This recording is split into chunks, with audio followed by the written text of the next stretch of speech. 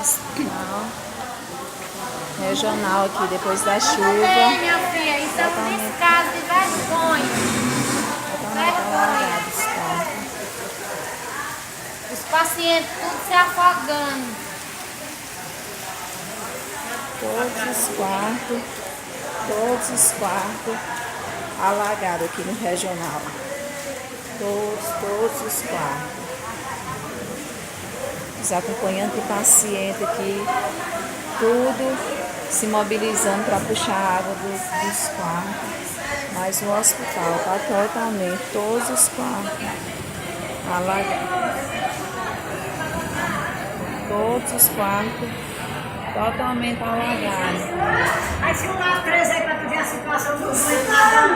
Vai filmando. Aí se eu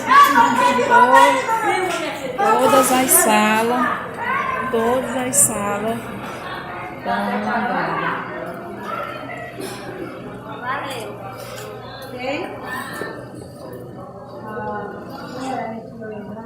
Todos os quartos alagados, 100% dos quartos.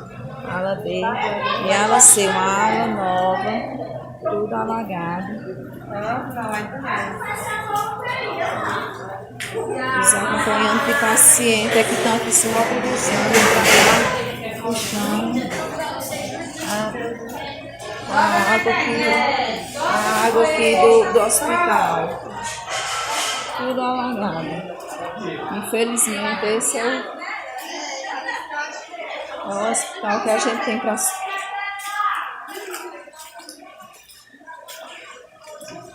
Todos estão alagados.